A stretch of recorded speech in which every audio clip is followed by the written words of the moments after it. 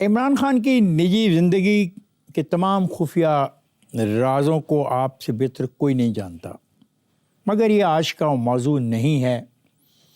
اسی طرح P T I کیوں بنائی گئی اس سے کوئی غرض نہیں، لیکن قوم یہ ضرور جاننا چاہتی ہے کہ حمید گل، قاضی حسین احمد، محمد علی درانی، منصور صدیقی کو اکٹھا کرنا عمران خان کے بس کا کام نہیں تھا، لیکن تمام جماعتوں کو ایک جماعتیے نے اکٹھا کر دکھایا۔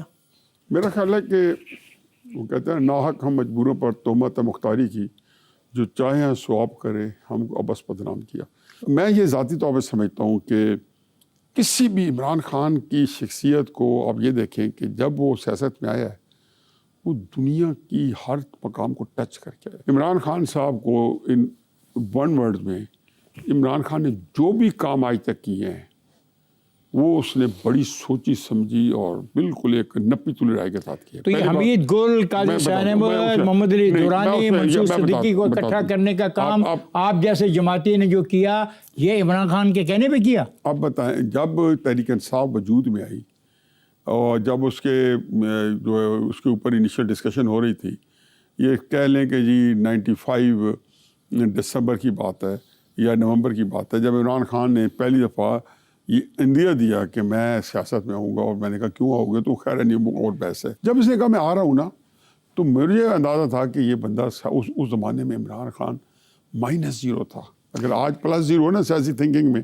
-0 تھا، لیکن اس سے پہلے جو ایکٹیویٹی تھی میں بعد میں مجھے ہوا کہ ایک زمانے میں 94 میں جنرل حمید گل نے حکیم سعید، عبدالستاریدی صاحب، اور یہ باتیں اخبار میں چھپ چکی ہیں۔ میں اخبار کی بات نہیں کر رہا، میرا سوال قاضی صاحب کو کوئی تعلق نہیں تھا، درانی صاحب بیچارے جو ہیں ان کو عمران خان نے آف لوڈ کر دیا تھا۔ عمران خان نے ایک آرٹیکل لکھا تھا، جب کہا گیا تھا نا یہ حمید گل کے اس کے پروکسی پہ کر رہے ہیں، تو اس نے سیاسی پارٹی بنانے سے جو کہ اپریل میں بنی تھی 25 اپریل کو، انہوں نے 3-4 مہینے پہلے آرٹیکل لکھا اور اس میں انہوں نے بڑے تصدیق امیز فکریں یوز کیے نام لیے بغیر۔ اس نے کہا مجھے کیا ضرورت ہے، یہ جو سیاسی بوجھ ہے بنے ہوئے ہیں سوسائٹی کے، ان کو میں لے کے سیاسی پارٹی بنوں گا۔ اس سے ناراض ہو گئے تھے درانی صاحب بھی اور حمید گل صاحب بھی۔ درانی صاحب تو زندہ ہے نا، تو ان کا کوئی تعلق نہیں تھا۔ قاضی صاحب کے ساتھ ہاں میں نے ملوایا تھا 96 میں پارٹی بننے کے بعد، میں گامدی صاحب سے ملوایا تھا، زور شور سے ملوایا تھا۔ محمد علی درانی ختم ہو گئے تھے، پارٹی بنی تو عمران خان صاحب کی انجلا تلقی ہو گئی تو محمد علی درانی صاحب، منصور صدیقی،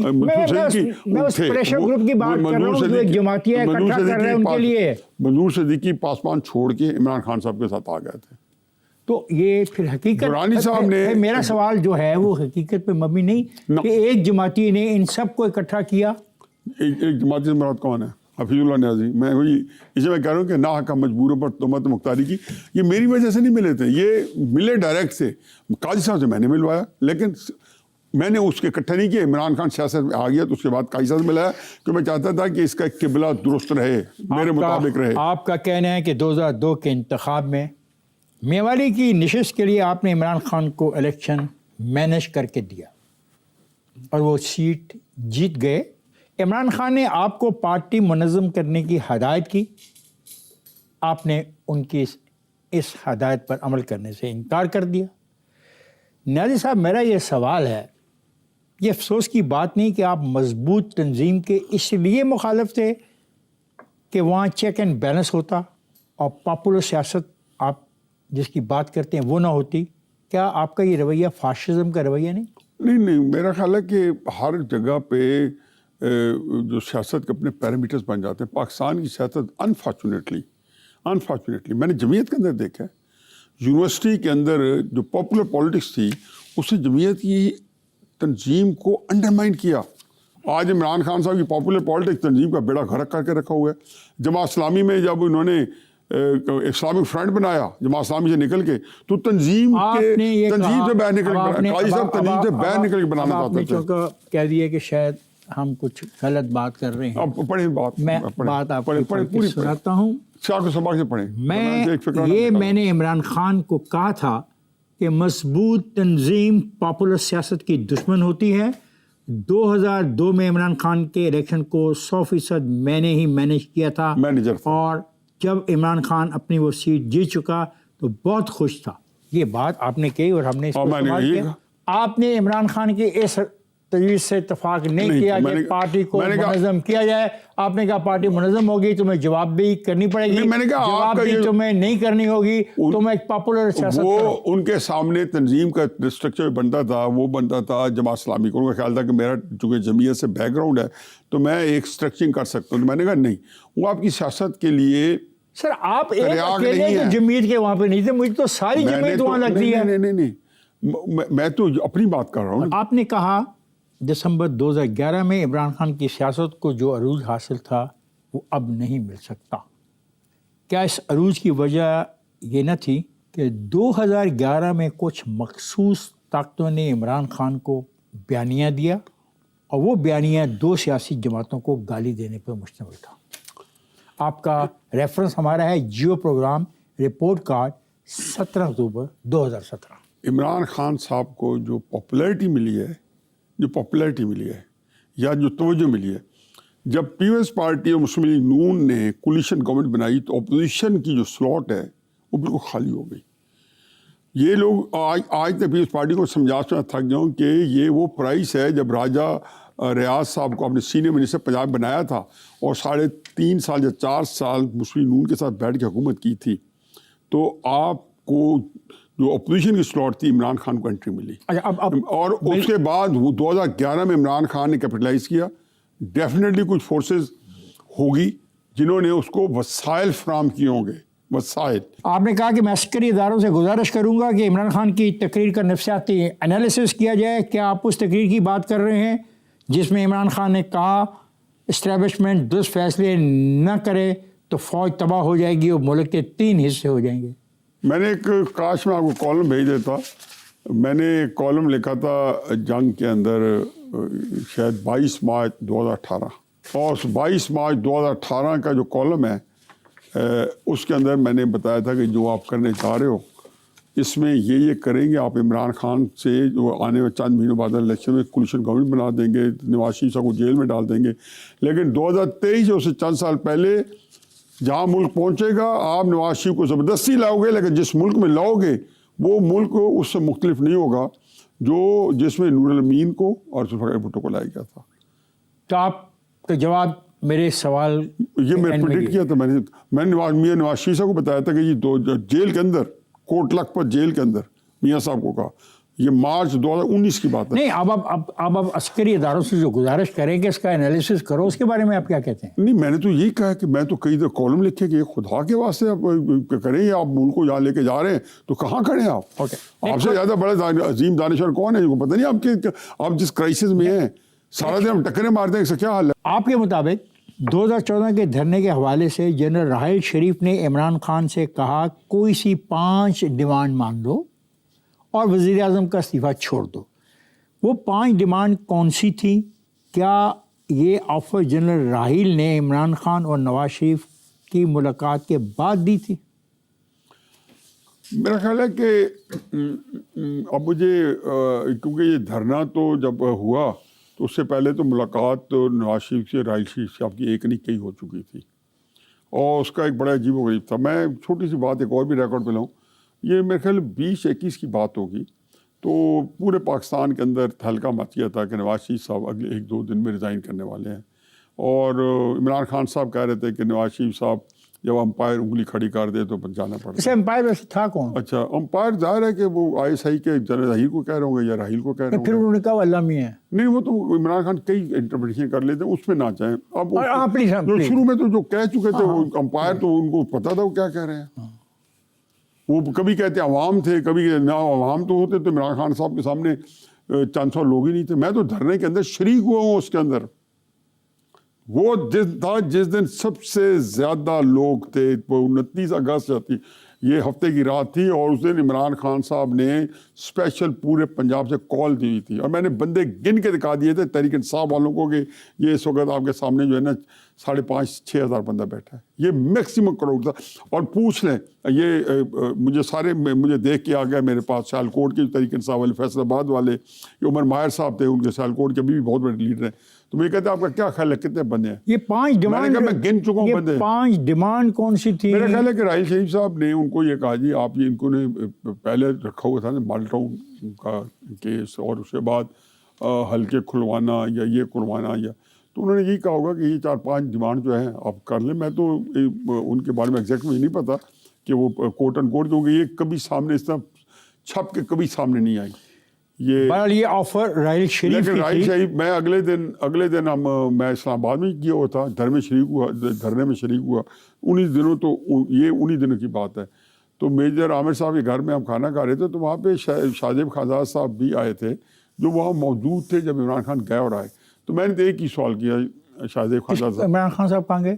راحیل شریف صاحب کو جب رات کو ملنے گئے تو یہ وہاں لائیو کوریج تھی نا, تو شاہزیب خانزاد صاحب وہاں کھڑے تھے, اور پھر جب وہ آئے تو بھی وہ کھڑے تھے اور سوال کر رہے تھے.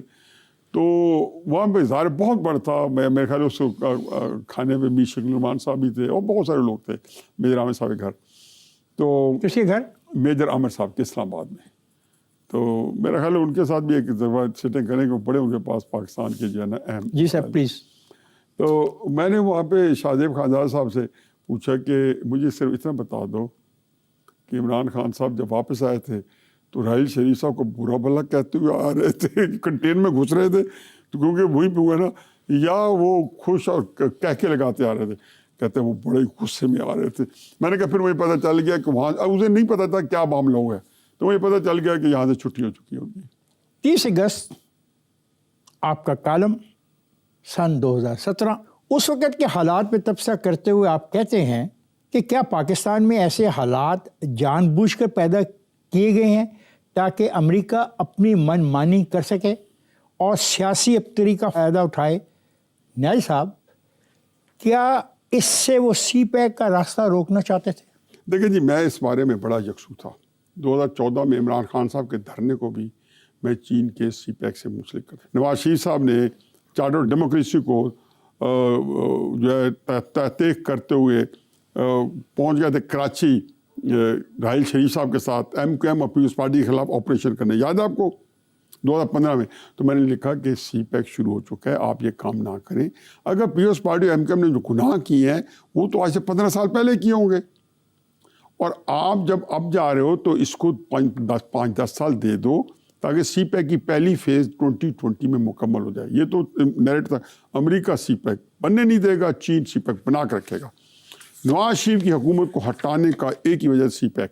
2016 میں ایک بڑی امپورٹنٹ چیز ہے, مارچ 2016 میں ایک سیکیورٹی کانفرنس ہوتی ہے سول سوسائٹی کے ساتھ, اکثر پہنچ کرتی رہتی ہے کوئٹہ کے اندر. ایڈیٹوریم میں جب وہ ایک لیفٹیننٹ جنرل عامر ریاض صاحب بریفنگ دے رہے تھے تو میں نے میرا کوشچن تھا, وہ تو جنرل باتیں کر رہے تھے, میں نے کہا جی یہ حضور بلوچستان جو کچھ ہے یہ سی پیک سے نتھی ہے, اور یہ اقرار ہے, اس میں انڈیا ظاہر ہے کہ بہت بڑا مددگار ہوگا, لیکن اس کے اصل پیچھے امریکہ ہے. تو وہاں پہ یقین جانو کہ مجھے بڑا مثبت جواب ملا. میں اتنا امپریس ہوں ان کے جواب سے جو ڈیٹیل بتایا, جو ظاہر آپ کا اس ریلیونٹ نہیں ہے, جس میں تسلی ہوئی کہ ہماری فوج کو کمپریہنشن ہے سی پیک کی اہمیت کا بھی, اور یہ پتہ اس کے کہاں سازشیں ہو رہی ہیں. لیکن بدقسمت یہ کہ وہی فوج جب عمران نواز شریف کو ہٹا رہی تھی تو ان کو نہیں پتہ تھا کہ سی پیک ختم ہو رہا ہے. اور یہ میں بار بار کہتا تھا کہ یہ سی پیک ختم کرا رہے ہو. 2018 میں جب عمران خان آئے تو رزاق داؤد کا بیان میں نے دیا تھا. آیا اسد عمر میں تھا جیسے سی پیک کانفیڈینشیل رکھنا ایک شرط تھی, اٹھا کے ہم نے IMF کے بہانے دے دیے. اور رزاق داؤد نے کیا کہا تھا, 2-3 سال شیلف کرنا پڑے گا, بھول جائیں سی پیک کو.